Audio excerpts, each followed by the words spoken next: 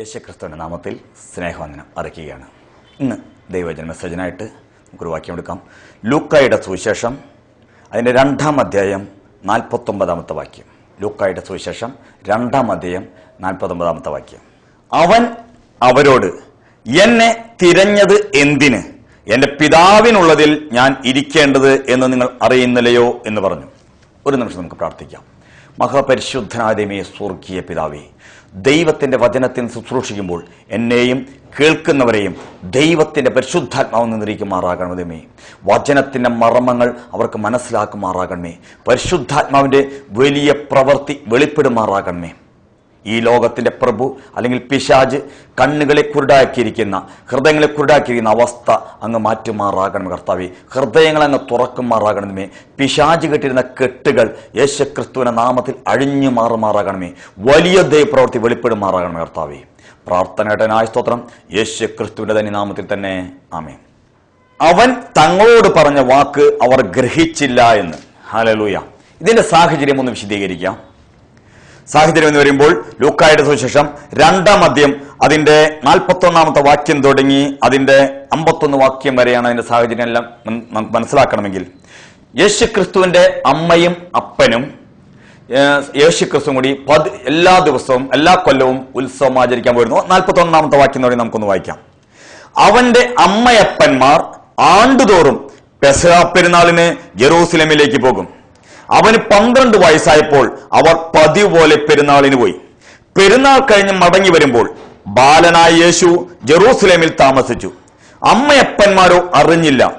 സഹയാത്രക്കാരുടെ കൂട്ടത്തിൽ ഉണ്ടായിരിക്കും എന്ന് അവർ ഊഹിച്ചിട്ട് ഒരു ദിവസത്തെ വഴി പോന്നു. പിന്നെ അവനെ ബന്ധുക്കളുടെയും പരിചയക്കാരുടെയും ഇടയിൽ തിരഞ്ഞു. കാണാതിരുന്നിട്ട് അവനെ അന്വേഷിച്ചുകൊണ്ട് ജെറൂസലേമിലേക്ക് മടങ്ങിപ്പോയി. 3 നാൾ കഴിഞ്ഞ ശേഷം അവൻ ദേവാലയത്തിൽ ഉപദേഷ്ടാക്കന്മാരുടെ നടുവിൽ ഇരിക്കുന്നതും അവരുടെ ഉപദേശം കേൾക്കുകയും അവരോട് ചോദിക്കുകയും ചെയ്യുന്നത് കണ്ടു. അവന്റെ വാക്ക് കേട്ടവർക്കെല്ലാവർക്കും അവന്റെ വിവേകത്തിലും ഉത്തരങ്ങളിലും വിസ്മയം തോന്നി. അവനെ കണ്ടിട്ട് അവർ അതിശയിച്ചു. അമ്മ അവനോട്, മകനെ, ഞങ്ങളോട് ഇങ്ങനെ ചെയ്തത് എന്ത്? നിന്റെ അപ്പനും ഞാനും വ്യസനിച്ചുകൊണ്ട് നിന്നെ തിരഞ്ഞു എന്ന് പറഞ്ഞു.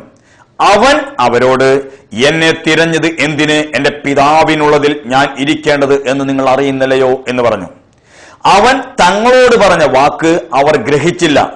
പിന്നെ അവൻ അവരോടുകൂടെ ഇറങ്ങി നസ്രത്തിൽ വന്ന് അവർക്ക് കീഴടങ്ങിയിരുന്നു. ഹല്ലേലൂയ. ദൈവത്തിന്റെ വചനത്തിലേക്ക് നമുക്ക് കടക്കാം. യേശുക്രിസ്തു സുവിശേഷങ്ങളിൽ ആദ്യമായി സംസാരിച്ച വാക്കാണ് നമ്മളിപ്പോൾ ആദ്യം കുറിവാക്യമായി വായിച്ചത്. യേശുക്രിസ്തു ആദ്യമായി സംസാരിച്ചത്, ബൈബിളിൽ രേഖപ്പെടുത്തിയിരിക്കുന്ന വാക്കാണ് ഇത്. എന്ത്? എന്നെ തിരഞ്ഞത് എന്തിന്? എന്റെ പിതാവിനുള്ളതിൽ ഞാൻ ഇരിക്കേണ്ടതെന്ന് നിങ്ങൾ അറിയുന്നില്ലയോ എന്ന്. ഹല്ലേലൂയ. ഇവിടെ നമ്മൾ ഒരു കാര്യം നോക്കണം. അവിടെ അതിന്റെ 42-ാം വാക്യത്തിൽ പറയുന്നു, അവൻ പതിവ് പോലെ പെരുന്നാളിന് പോയി എന്ന്. പതിവ് പോലെ, ആ വാക്കുകൾ ശ്രദ്ധിക്കണം. പതിവ് പോലെ എന്ന് പറയുമ്പോൾ അവർ തുടർച്ചയായിട്ട് എല്ലാ കൊല്ലവും ജെറൂസലേമിൽ, യഹൂദന്മാർക്ക് ജെറൂസലേമിൽ മാത്രമാണ് ദേവാലയമുള്ളത്. ഒരു ദേവാലയമേ ഉള്ളൂ. ബാക്കി സിനഗോഗുകളാണ്. സിനഗോഗ് എന്ന് പറയുന്നത് അവർക്ക് യാഗം അവിടെ അർപ്പിക്കുവാൻ പറ്റില്ല. ബൈബിൾ അല്ലെങ്കിൽ പഴയ നിയമം പഠിപ്പിക്കുന്ന സ്ഥലമാണ്. പക്ഷെ ആരാധന നടത്തുന്നത് അല്ലെങ്കിൽ യാഗം നടത്തുന്നത് ജെറൂസലേം ദേവാലയത്തിലാണ്. അപ്പോൾ പതിവ് പോലെ അവിടെ പെരുന്നാളിന് ഇവർ പോയിരുന്നു. ഹല്ലേലൂയ.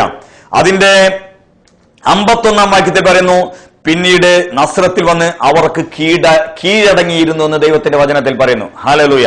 തന്റെ മാതാപിതാക്കൾക്ക് അവൻ 30 വയസ്സുവരെ കീഴടങ്ങിയിരുന്നു. അവന്റെ ആ കുലത്തൊഴിൽ അല്ലെങ്കിൽ ആശേരിപ്പണിയെല്ലാം ചെയ്ത് കീഴടങ്ങിയിരുന്നു എന്ന് ദൈവത്തിന്റെ വചനമായ ബൈബിളിൽ പറഞ്ഞിരിക്കുകയാണ്. ഹല്ലേലൂയ.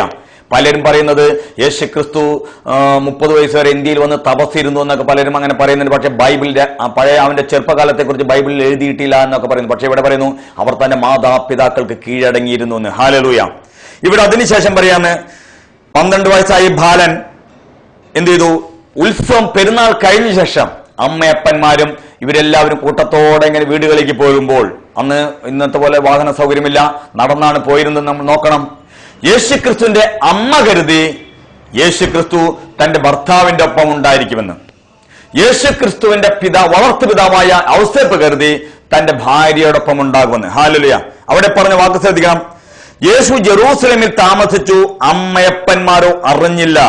സഹയാത്രക്കാരുടെ കൂട്ടത്തിൽ ഉണ്ടായിരിക്കുമെന്ന് അവർ ഊഹിച്ചിട്ട്, ഇവിടെ ഒരു വലിയ മർമ്മം കിടക്കെ. ഹല്ലേലൂയ. യേശുക്രിസ്തു കൂടെ ഉണ്ടെന്ന് ഇവർ ഊഹിച്ചു, പക്ഷെ യേശുക്രിസ്തു കൂടെ ഉണ്ടായിരുന്നില്ല. ഹല്ലേലൂയ. നമ്മൾ നോക്കണം, യേശുക്രിസ്തു ദൈവത്തിന്റെ പുത്രനാണ്. ഹല്ലേലൂയ. ഇവിടെ യേശുക്രിസ്തു സർവജ്ഞാനിയാണ്. നമുക്കറിയാം, സമുദ്രത്തിന്റെ അടിയിൽ കിടക്കുന്ന മത്സ്യങ്ങളെ കുറിച്ച് അറിവുള്ള യേശുക്രിസ്തു പത്രോസിനോട് ഒരിക്കൽ പറഞ്ഞു, ഞാൻ പറഞ്ഞ സ്ഥലത്ത് വല വീശുവിൻ, നിനക്ക് പെരുത്ത മീൻകൂട്ടം കിട്ടുമെന്ന്. പത്രോസ് യേശുവിന്റെ വാക്ക് കേട്ട് വല വീശിയപ്പോൾ പെരുത്ത മീൻകൂട്ടം കിട്ടി. അപ്പോൾ സമുദ്രത്തിന്റെ അടിയിൽ എവിടെയെല്ലാം മത്സ്യമുണ്ടെന്ന് അറിയാവുന്ന യേശുക്രിസ്തു അതുപോലെ തന്നെ പത്രോസിനോട് പറഞ്ഞു, നീ ഒരു ചൂണ്ടയിടുക, ഒരു മീൻ കിട്ടും, ആ മീനിന്റെ വായിലൊരു പണമുണ്ട്, അത് എനിക്ക് നിനക്കും വേണ്ടി നികുതി കൊടുക്കുക എന്ന് പറഞ്ഞപ്പോൾ മത്സ്യത്തിന്റെ വായിലുള്ള ആ പണത്തെ കുറിച്ച് അറിഞ്ഞിരുന്ന യേശുക്രിസ്തു പത്രോസിനോട് പറഞ്ഞു, നീ എന്നെ തള്ളിപ്പറയുമെന്ന്. തള്ളിപ്പറയുവാൻ പോകുന്ന യേശുക്രിസ്തുവിന് അറിയാമായിരുന്ന യേശുക്രിസ്തു യൂദാസ് ഒറ്റിക്കെടുക്കുമെന്ന് യേശുവിന് അറിയാമായിരുന്നു. ഹല്ലേലൂയ. അപ്പോൾ യേശുക്രിസ്തു സർവജ്ഞാനിയാണ്, യേശുക്രിസ്തു ദൈവമാണ്. ഹല്ലേലൂയ. യോഹന്നാന്റെ സുവിശേഷം 1-ാം അധ്യായം അതിന്റെ 1-ാമത്തെ വാക്യത്തിൽ പറഞ്ഞു, ആദിയിൽ വചനമുണ്ടായിരുന്നു, വചനം ദൈവത്തോടുകൂടെയായിരുന്നു, വചനം ദൈവമായിരുന്നു.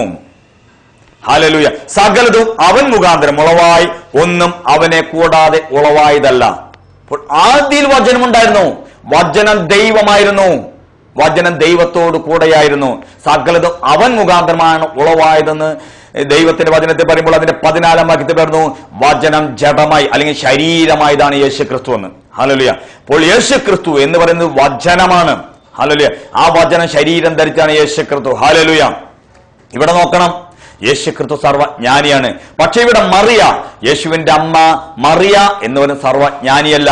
മറിയ കരുതി തന്റെ ഭർത്താവിന്റെ ഒപ്പം യേശുക്രിസ്തു ഉണ്ടാകുമെന്ന് അവർ ഊഹിച്ചു, പക്ഷേ അവർ ഊഹിച്ചത് ശരിയായില്ല. ഹല്ലേലൂയ. ഇവിടെ നോക്കണം, ഒരു ദിവസത്തെ വഴി പോയതിനു ശേഷമാണ് അവർ അന്വേഷിച്ചത് മകനെ കുറിച്ച്.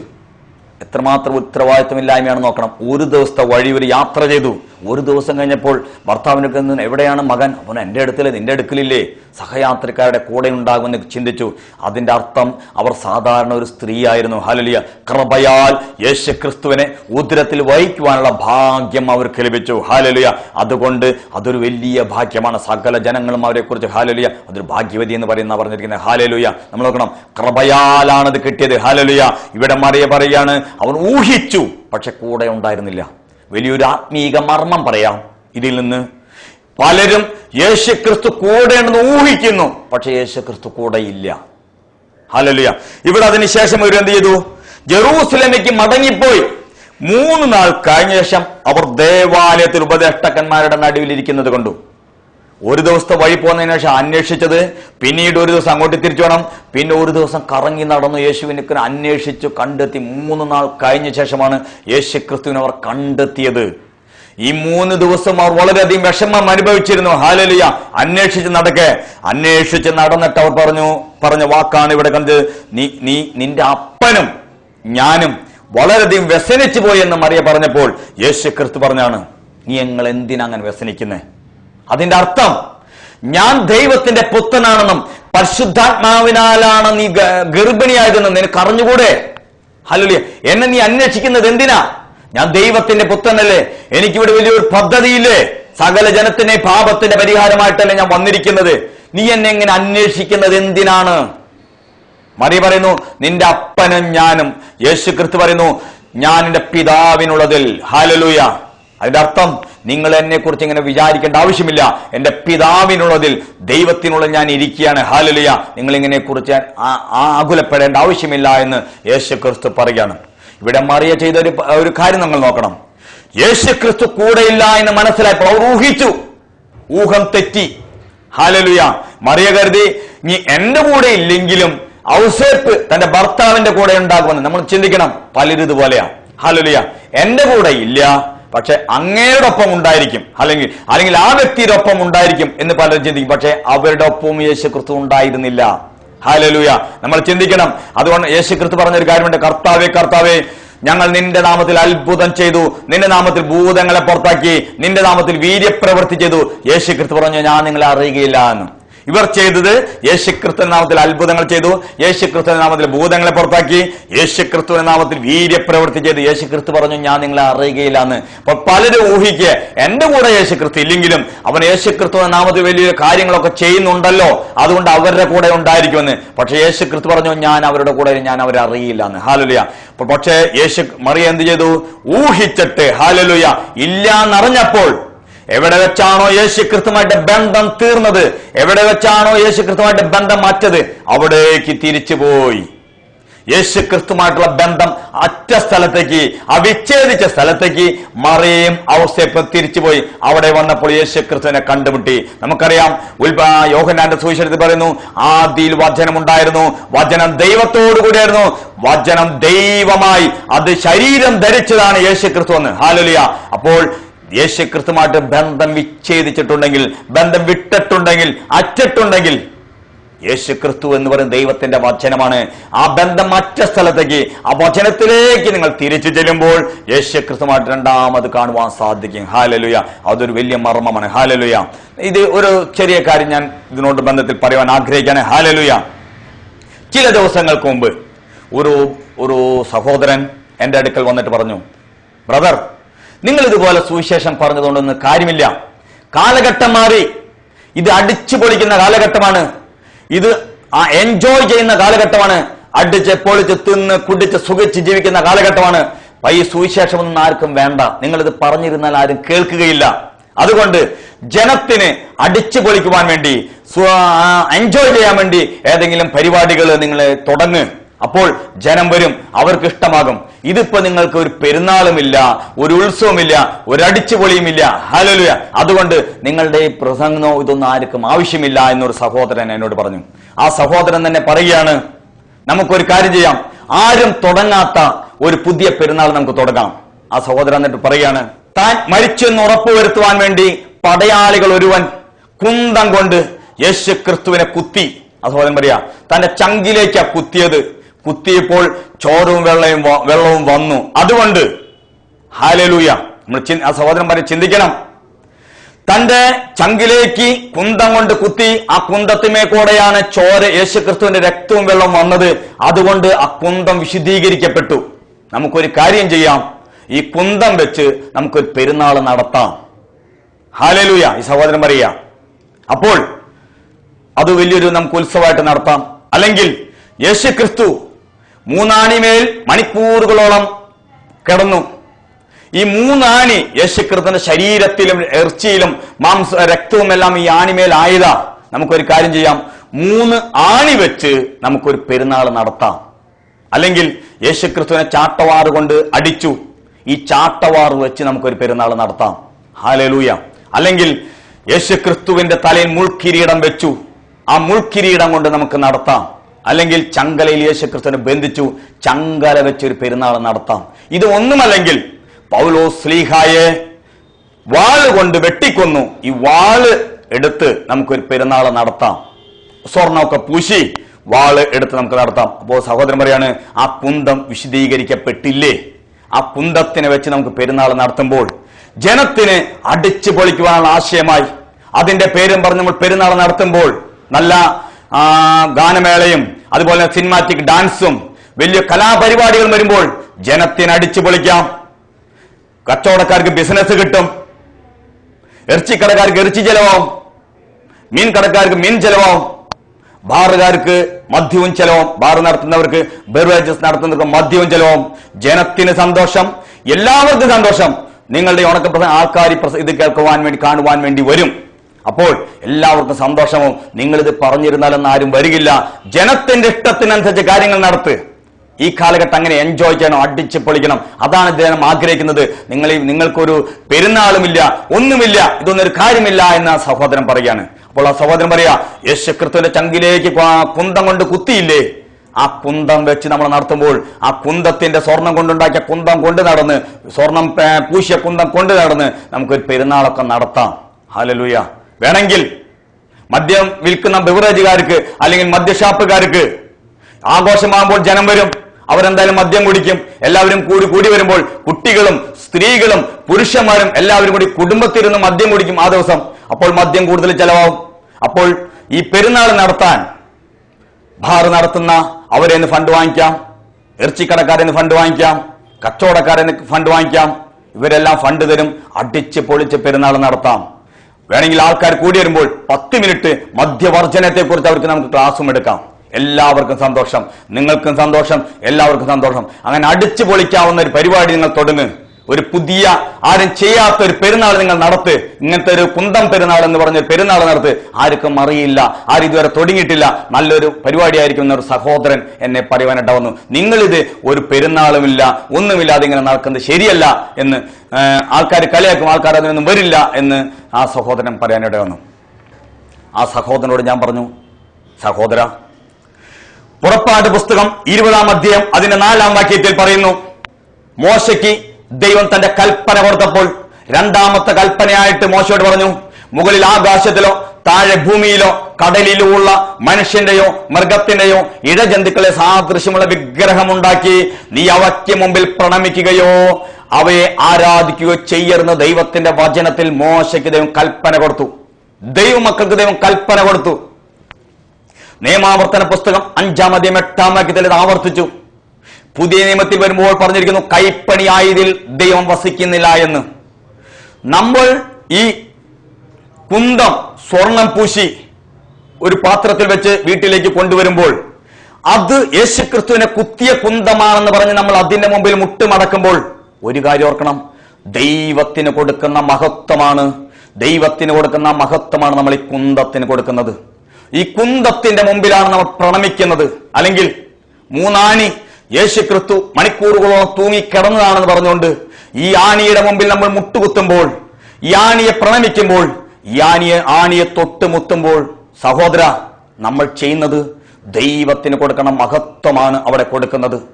ഇതിന്റെ പേരിൽ നമ്മൾ സിനിമാറ്റിക് ഡാൻസ് നടത്തുമ്പോൾ, അല്ലെങ്കിൽ നിശാ ക്ലബുകളിൽ നടക്കുന്ന ഡാൻസുകൾ നടത്തുമ്പോൾ ദൈവനാമം ദുഷിക്കുകയാണ് ചെയ്യുന്നത്.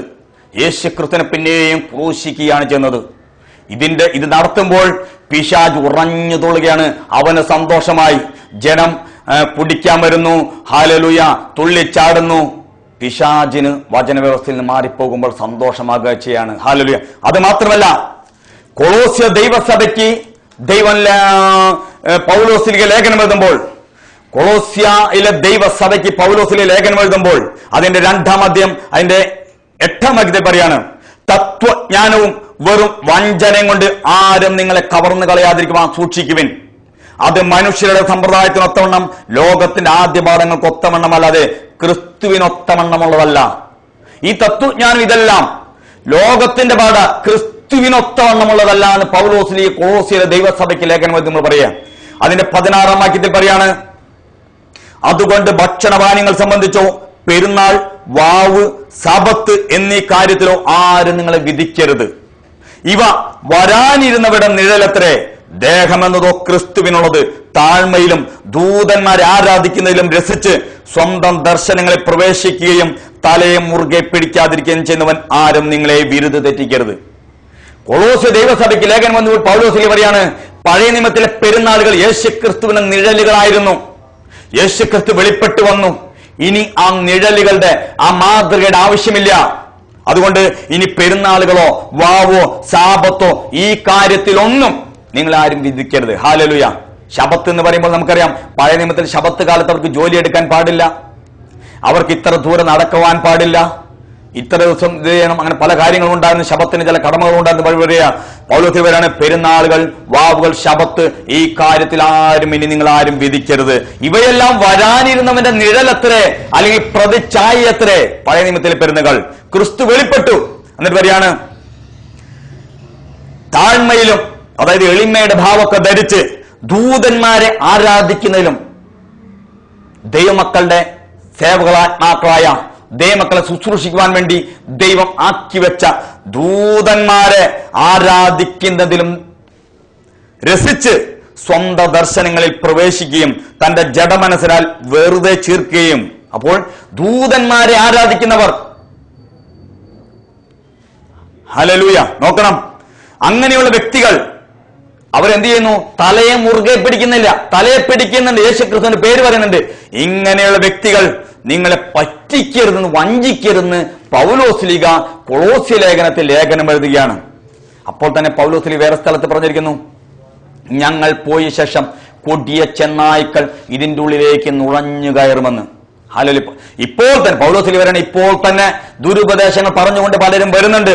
ഞങ്ങൾ മരിച്ച ശേഷം ദൈവവചനത്തിന് വിരുദ്ധമായിട്ടുള്ള കാര്യങ്ങൾ ചെയ്തുകൊണ്ട് പലരും ഇതിനുള്ളിലേക്ക് നുഴഞ്ഞു കയറി ദൂതന്മാരെ ആരാധിക്കുകയും ഇതുപോലെയുള്ള ദൈവത്തിന് കൊടുക്കേണ്ട മഹത്വം പലർക്കും പലതിനും കൊടുത്തുകൊണ്ടുള്ള ആൾക്കാർ ഇതിനുള്ളിലേക്കും നുഴഞ്ഞു കയറി ദൈവനാമം ദൂഷിക്കാൻ ഇടവരുമെന്ന് പൗലോസ്ലീഹ ബുദ്ധിപദേശത്തിന് വേണ്ടി ദൈവസഭയ്ക്ക് ലേഖനം എഴുതിയിരിക്കുകയാണ്. ഹല്ലേലൂയ. ആ സഹോദരനോട് അങ്ങനെ പറയുവാൻ ഇടവന്നു. ഹല്ലേലൂയ. അപ്പോൾ നമ്മൾ നോക്കണം, ഇവിടെ ആ സഹോദരനോട് പറഞ്ഞു, സഹോദര, ജെറമിയ പ്രവചനം 2-ാം അധ്യായം അതിന്റെ 13-ാം വാക്യത്തിൽ പറയുന്നു, എന്റെ ജനം 2 ദോഷം ചെയ്തിരിക്കുന്നു. അവർ ജീവജലത്തിന്റെ ഉറവയായ എന്നെ ഉപേക്ഷിച്ചു, വെള്ളമില്ലാത്ത പൊട്ടക്കിണറുകളെ തന്നെ കുഴിച്ചിരിക്കുന്നു. എന്റെ ജനം അല്ലെങ്കിൽ ദൈവജനം 2 ദോഷം ചെയ്തു. ഒന്ന്, ജീവജലത്തിന്റെ ഉറവയായ എന്നെ ഉപേക്ഷിച്ചു എന്ന് പറഞ്ഞാൽ ദൈവവചനം മാറ്റി വെച്ചു, ദൈവവചനം അംഗീകരിച്ചില്ല, അനുസരിച്ചില്ല. അതാണ് പറയുന്നത്, എന്റെ ജനം 2 ദോഷം ചെയ്തു, ജീവജലത്തിന്റെ ഉറവയായി എന്നെ ഉപേക്ഷിച്ചു. അടുത്തതായിട്ട് പൊട്ടക്കിണറുകളെ, വെള്ളമില്ലാത്ത പൊട്ടക്കിണറുകളെ തന്നെ കുഴിച്ചിരിക്കുന്നു എന്ന്. ഹല്ലേലൂയ. അപ്പോൾ ദൈവത്തിന്റെ കൽപ്പന ലംഘിച്ചുകൊണ്ട് ദൈവത്തിന്റെ പേരും പറഞ്ഞ് ഈ പരിപാടികൾ നടത്തുമ്പോൾ, ഹല്ലേലൂയ, അത് പൊട്ടക്കിണറുകളെ കുഴിക്കുകയാണെന്ന് ജെറമിയ പ്രവാചകൻ എന്ന് പ്രവചിച്ചു വെച്ചിരിക്കുക. ഹല്ലേലൂയ. ദൈവവചനത്തിൽ പറഞ്ഞിരിക്കുകയാണ്, ദൈവജനം അല്ലെങ്കിൽ എഫ്രായിം മറച്ചിടാത്ത ദോശ എന്ന്. മറച്ചിടാത്ത ദോശ എന്ന് പറഞ്ഞാൽ അതിന്റെ കാര്യം ഒരു സൈഡ് കരിഞ്ഞുപോയി, ഒരു സൈഡ് വെന്തിട്ടില്ല. എഫ്രായിം മറച്ചിടാത്ത ദോശ എന്ന് പറഞ്ഞാൽ അത് ഒന്നിനും കൊള്ളാത്തതാണ്, അതിനെ തുപ്പിക്കളയും, വായയിൽ വെച്ചാൽ തുപ്പിക്കളയേണ്ട അവസ്ഥ വരുമെന്ന്. ഹല്ലേലൂയ. എഫ്രായിം മറച്ചിടാത്ത ദോശ. ഹല്ലേലൂയ. നോക്കണം, പൊട്ടക്കിണറുകളെ കുഴിച്ചാൽ അല്ലെങ്കിൽ ജീവജലത്തെ തള്ളിക്കളഞ്ഞാൽ ഇതാണ് അവസ്ഥ എന്ന് വചനത്തിൽ പറഞ്ഞിരിക്കുകയാണ്. ഹല്ലേലൂയ. നമുക്ക് ഉൽപ്പത്തി പുസ്തകം 3-ാം അധ്യായം അതിന്റെ 1-ാം വാക്യത്തിൽ പാമ്പിന്റെ രൂപത്തിൽ അല്ലെങ്കിൽ പാമ്പിൽ കൂടി പിശാച് കടന്നുകൊണ്ട് ഹവ്വയോട് പറയാണ്, വാസ്തവമായി ആ മരത്തിന്റെ ഫലം തിന്നരുതെന്ന് നിങ്ങളോട് കൽപ്പിച്ചിട്ടുണ്ടോ? ഹവ്വ പറഞ്ഞു, അത് കഴിക്കരുതെന്ന് പറഞ്ഞിട്ടുണ്ട് ദൈവം. പാമ്പ് പറയാ, വാസ്തവമായി പറഞ്ഞിട്ടുണ്ടോ? വാസ്തവമായി പറഞ്ഞിട്ടുണ്ട്, അത് കഴിച്ചാൽ അത് കഴിക്കുന്ന നാളിൽ മരിക്കുമെന്ന് പറഞ്ഞിട്ടുണ്ട്. പക്ഷേ പിശാച് പാമ്പിൽ കൂടി കടന്നു പറഞ്ഞു, നീ ജീവിക്കും, മരിക്കുകയില്ല നിശ്ചയം. അപ്പോൾ ദൈവവചനത്തെ തെറ്റിച്ചു കളയുവാൻ വേണ്ടി പാമ്പിൽ കൂടി പിശാച് കടന്നുകൊണ്ട് പറയാ, നീ അത് കഴിച്ചോ, യാതൊരു കുഴപ്പമില്ല, നീ ദൈവത്തെ പോലെയാകും, നീ ജീവിക്കും, ഇനി അത് കഴിച്ചാൽ നീ മരിക്കുകയില്ല എന്ന് ഹല്ലേലൂയ സാത്താൻ ഹവ്വയോട് പറയുവാൻ ഇടവന്നു. അത് വഞ്ചനയായിരുന്നു. ബൈബിളിൽ പറഞ്ഞിരിക്കുകയാണ്, അന്ത്യകാലഘട്ടത്തിൽ വെളിച്ചദൂതനെ പോലെ വരുമെന്ന്. നമ്മൾ സൂക്ഷിക്കണം, ദൈവവചനത്തിന് വിരുദ്ധമായി കേൾക്കുമ്പോൾ നമ്മൾ അംഗീകരിക്കരുത്. പൗലോസ്ലീഹ പറയാണ്, ബെറൂവിയിലുള്ളവർ തെസ്സലോനിക്കയേക്കാൾ ഉത്തമന്മാരാ. ബെറൂവിയിലെ ദൈവസഭയിലുള്ളവർ തെസ്സലോനിക്ക ദൈവസഭയിൽ ഉത്തമന്മാരായിരുന്നു. പൗലോസ്ലീഹ പറയുന്നത് അതേപടി നോക്കാതെ വചനമായിട്ട് ഒത്തുനോക്കി എന്നാണ് അവർ പറയുന്നത്. ഹല്ലേലൂയ. വചനമായിട്ട് യോജിച്ചു വരുന്നുണ്ടോ എന്ന് ബെറൂവിയിലുള്ള വിശുദ്ധന്മാർ ശ്രദ്ധിച്ചിരുന്നു എന്ന്. ഹല്ലേലൂയ. 2 തിമോത്തിയോസിന്റെ ലേഖനം 4-ാം അധ്യായം അതിന്റെ 3-ാം വാക്യത്തിൽ അന്ത്യകാലഘട്ടത്തെ കുറിച്ച് ബൈബിൾ പറഞ്ഞിരിക്കുകയാണ്. 2 തിമോത്തിയോസിന്റെ ലേഖനം അതിന് 4-ാം അധ്യായം 3-ാം വാക്യത്തിൽ, അവർ പത്യോപദേശം പൊറുക്കാതെ കർണരസമാകുമാറ് സ്വന്തം മോഹങ്ങൾക്കൊത്തവണ്ണ ഉപദേഷ്ടാക്കന്മാരെ പെരുക്കുകയും സത്യത്തിന് ചെവി കൊടുക്കാതെ കെട്ടുകഥ കേൾക്കാൻ തിരിയുന്ന കാലം വരുന്നു. അപ്പോൾ ഈ അന്ത്യകാലഘട്ടത്തിൽ ജനം പത്യോപദേശം പൊറുക്കില്ല. പത്യോപദേശം കേൾക്കുന്നവർക്ക് ഇഷ്ടമില്ല, ദൈവവചനം കേൾക്കുന്നവർക്ക് ഇഷ്ടമില്ല. അവർക്ക് എന്ത് വേണം? കർണരസമാകുമാറ് സ്വന്തം മോഹങ്ങൾക്കൊത്തവണ്ണം അവർ ഉപദേഷ്ടാക്കന്മാരെ പെരുക്കും. ഹല്ലേലൂയ. സ്വന്തം മോഹം കൊത്തവണ്ണം. ഹല്ലേലൂയ. അതിനനുസരിച്ച് നിൽക്കുന്നവർ അവർക്ക് മതി. ഹല്ലേലൂയ. അടിച്ച് പൊളിക്കണം. ഹല്ലേലൂയ. കുടിച്ച് കൂത്താടണം. അങ്ങനെയുള്ള ആൾക്കാരെ മതിയെന്ന് ഹല്ലേലൂയ ബൈബിൾ പറയാണ്. ഹല്ലേലൂയ. കെട്ടുകഥ കേൾക്കാൻ തിരിയുന്ന കാലം വരും. ഏതെങ്കിലും കെട്ടുകഥകൾ പറഞ്ഞോ, ഏതെങ്കിലും കിഴവക്കിതകൾ പറഞ്ഞോ, അത് കേൾക്കാൻ വേണ്ടി ആൾക്കാർ വരും. ഹല്ലേലൂയ. ദൈവത്തിന്റെ പേരും പറഞ്ഞ് വചനമായിട്ട് ബന്ധമില്ലാത്ത, വചനമായിട്ട് യോജിക്കാത്ത എന്ത് കാര്യം പറഞ്ഞോ, അങ്ങനെയുള്ള കാലഘട്ടമായിരിക്കും അന്ത്യകാലഘട്ടം എന്ന് പറയാണ്. ഹല്ലേലൂയ. നമ്മൾ നോക്കണം, ജെറൂസലം ദേവാലയത്തിൽ അപ്പോസ്തല പ്രവൃത്തിയിൽ കാണുവാൻ സാധിക്കും. ജെറൂസലം ദേവാലയത്തിൽ ലക്ഷക്കണക്കിന് പേർ പെരുന്നാൾ നടത്തുമ്പോൾ ദൈവവചനത്തിന് തെറ്റിപ്പോയ ആ ജനം, ദൈവത്തിന്റെ വചനം അനുസരിക്കാത്ത, ജെറൂസലം ദേവാലയത്തെ കള്ളന്മാരുടെ ഗുഹയാക്കി തീർത്ത ആ ജനത്തിന്റെ മധ്യ ദൈവ സാന്നിധ്യം പിന്നീട് ഉണ്ടായിരുന്നില്ല. ദൈവവചനപ്രകാരം കൂടി വന്ന മാർക്കോസിന്റെ വീട്ടിൽ ഒരു ചെറിയ കൂട്ടം ജനം മാർക്കോസിന്റെ വീട്ടിൽ ദൈവവചനപ്രകാരം കൂടി വന്നപ്പോൾ അവരുടെ മധ്യേ പരിശുദ്ധാത്മാവ് ഇറങ്ങി വന്നു. ലക്ഷക്കണക്കിന് പേർ ദൈവവചനം തെറ്റിപ്പോയ ലക്ഷക്കണക്കിന് ജനം ഹല്ലേലൂയ ജെറൂസലം ദേവാലയത്തെ പെരുന്നാൾ നടത്തുമ്പോൾ അവിടെ ദൈവ സാന്നിധ്യം ഇറങ്ങി വന്നില്ല. യേശു ക്രിസ്തു പറയാണ് അത് കള്ളന്മാരുടെ ഗുഹയായി തീർന്നു. ഹല്ലേലൂയ. അങ്ങനെയുള്ള സ്ഥലത്ത് നിന്ന് മാറിപ്പോയി. ഇവിടെ എന്ത് ചെയ്തു? അവർ പൊൻപാണി വെക്കാൻ അവിടെ പൈസ ഉണ്ടാക്കാനുള്ള പരിപാടികളായിരുന്നു ജെറൂസലം ദേവാലയത്തിൽ നടന്നിരുന്നത്. ഹല്ലേലൂയ. അത് കള്ളന്മാരുടെ ഗുഹയാക്കി തീർത്തപ്പോൾ മാർക്കോസിന്റെ വീട്ടിൽ ദൈവിക വാഗ്ദത്ത പ്രകാരം ഒരു ചെറിയ കൂട്ടം കൂടി വന്നപ്പോൾ ദൈവത്തിന്റെ പരിശുദ്ധാത്മാവ് അവരുടെ മധ്യേ ഇറങ്ങി വന്നു. ദൈവസഭ അതായിത്തീർന്നു. ഹല്ലേലൂയ. നമ്മൾ നോക്കണം. ഹല്ലേലൂയ. ഇവിടെ നമ്മൾ നോക്കണം. ഹല്ലേലൂയ. യേശു ക്രിസ്തു പറഞ്ഞു, 2 or 3 പേർ എന്റെ നാമത്തിൽ എവിടെ കൂടി വന്നാലും അവരുടെ മധ്യേ ഞാനുണ്ടെന്ന്. എന്റെ നാമത്തിൽ 2 പേർ കൂടി വന്നാൽ അത് എവിടെയായിക്കൊള്ളട്ടെ അവിടെ ഞാൻ ഉണ്ട് എന്ന് യേശു ക്രിസ്തു പറഞ്ഞു. ഹല്ലേലൂയ. നോക്കണം. കൊരിന്ത്യർക്കുള്ള ലേഖനം 6-ാം അധ്യായത്തിൽ പറയുന്നു, ദേവാലയത്തിന് വിഗ്രഹത്തിനോട് എന്ത് ബന്ധം? വിഗ്രഹമുണ്ടെങ്കിൽ അത് ദേവാലയമല്ല എന്ന് കൊരിന്ത്യ ദൈവസഭയ്ക്ക് ലേഖനം എഴുതിയപ്പോൾ അതിന്റെ 6-ാം അധ്യായത്തിൽ പൗലോസ് ശ്ലീഹ പറഞ്ഞു വെച്ചിരിക്കുകയാണ്. ഹല്ലേലൂയ. ഇവിടെ ജെറമ്യ പ്രവചനം അതിന്റെ 5-ാം അധ്യായം 30 മുതൽ 31 വരെ വാക്യങ്ങൾ വായിക്കുമ്പോൾ, ജെറമ്യ പ്രവചനം 5-ാം അധ്യായം 30 മുതൽ 31 വരെ വാക്യങ്ങൾ വായിക്കുമ്പോൾ അത് അവിടെ എഴുതിയിരിക്കുകയാണ്, വിസ്മയവും ഭയങ്കരവുമായുള്ളത് ദേശത്ത് സംഭവിക്കുന്നു. പ്രവാചകന്മാർ വ്യാജമായി പ്രവചിക്കുന്നു. പുരോഹിതന്മാരും അവരോട് ഒരുമിച്ചായി നിന്ന് അധികാരം നടത്തുന്നു. എന്റെ ജനത്തിനും അത് ഇഷ്ടമാകുന്നു. എന്നാൽ ഒടുക്കം നിങ്ങൾ എന്ത് ചെയ്യും? ജെറമ്യ പ്രവാചകൻ ദൈവമക്കളുടെ ഇടയിലുള്ള ഈ അനാചാരങ്ങളെ, ഈ തെറ്റുകളൊക്കെ കണ്ടിട്ട് പറയാണ്, വിസ്മയവും ഭയങ്കരവുമായുള്ളത് ഹല്ലേലൂയ ദേശത്ത് സംഭവിക്കുന്നു. എന്താണ്? പ്രവാചകന്മാർ വ്യാജമായി പ്രവചിക്കുന്നു. പുരോഹിതന്മാരും അവരോട് ഒരുമിച്ചായി നിന്ന് അധികാരം നടത്തുന്നു. എന്റെ ജനത്തിനോ അത് ഇഷ്ടം. പക്ഷെ ഒടുക്കം വരുമ്പോൾ നിങ്ങൾ എന്ത് ചെയ്യും? ഒടുക്കം നിങ്ങൾ എന്ത് ചെയ്യും? ഹല്ലേലൂയ. ജനത്തിന്റെ ഇഷ്ടത്തിനനുസരിച്ച് ഈ രീതിയിലുള്ള ദൈവവചനത്തിന് വിരുദ്ധമായിട്ടുള്ള കാര്യങ്ങൾ ചെയ്യുമ്പോൾ ഒടുക്കം എന്ത് ചെയ്യുമെന്ന് ജെറമ്യ പ്രവാചകൻ അവിടെ പ്രവാചകനിൽ കൂടി ദൈവാത്മാവ് ചോദിക്കുകയാണ്. ഹല്ലേലൂയ. യേശു ക്രിസ്തു പറഞ്ഞു, അന്ത്യനാളിൽ, വിധിക്കുന്ന നാളിൽ ഒരു കൂട്ടം ജനം ചോദിക്കും, കർത്താവേ കർത്താവേ, ഞങ്ങൾ നിന്റെ നാമത്തിൽ അത്ഭുതങ്ങളെ ചെയ്തു, നിന്റെ നാമത്തിൽ ഞങ്ങൾ ഭൂതങ്ങളെ പുറത്താക്കി, നിന്റെ നാമത്തിൽ വീര്യപ്രവൃത്തി ചെയ്തതൊക്കെ യേശുക്രിസ്തുവിന്റെ നാമത്തിലാണ്. യേശുക്രിസ്തു പറയാണ്, ഞാൻ നിങ്ങളെ അറിയുകയില്ല. കാരണം ദൈവവചനത്തിൽ നിന്ന് അവർ തെറ്റിപ്പോയി, അധർമ്മം ചെയ്തു, നിയമം ലംഘിച്ചു. ദൈവത്തിന്റെ ധർമ്മമല്ലാത്തതെല്ലാം അധർമ്മമാണ്. ദൈവത്തിന്റെ നിയമം ലംഘിക്കുന്നതാണ് അധർമ്മം. നിങ്ങൾ യേശുവിന്റെ നാമത്തിൽ അത്ഭുതങ്ങൾ ചെയ്തു, യേശുവിന്റെ നാമത്തിൽ ഭൂതങ്ങളെ പുറത്തേക്ക്, പക്ഷെ ഞാൻ നിങ്ങളെ അറിയില്ല. പലരും ഊഹിച്ചു ഞങ്ങളുടെ കൂടെ ഇല്ലെങ്കിലും യേശുവിന്റെ നാമത്തിൽ അത്ഭുതം ചെയ്യുന്നവരുടെ കൂടെ യേശുക്രിസ്തു ഉണ്ടാകുമെന്ന്. പക്ഷെ യേശുക്രിസ്തു വ്യക്തമായിട്ട് പറഞ്ഞിരിക്കുന്നു, അവിടെ യേശുക്രിസ്തു ഇല്ല, യേശുക്രിസ്തുവിന്റെ സാന്നിധ്യമില്ല. നമുക്കറിയാം, ഈ സഹോദരനോട് ഞാൻ പറഞ്ഞു, ഇങ്ങനെയെല്ലാം ബൈബിളിൽ എഴുതി വെച്ചിരിക്കുക. എന്തുകൊണ്ടാണ് യേശുക്രിസ്തു ജനിച്ച ദിവസം ദൈവാത്മാവ് ബൈബിളിൽ എഴുതി വെക്കാഞ്ഞത്? എന്തുകൊണ്ടാണ് യേശുക്രിസ്തു മരിച്ച ദിവസം ദൈവാത്മാവ് ബൈബിളിൽ എഴുതി വെക്കാഞ്ഞത്? എന്തുകൊണ്ടാണ് യേശുവിന്റെ അമ്മ മറിയ, വിശുദ്ധ സ്ത്രീ ആയ മറിയ മരിച്ച ദിവസം ബൈബിളിൽ എഴുതി വെക്കാഞ്ഞത്?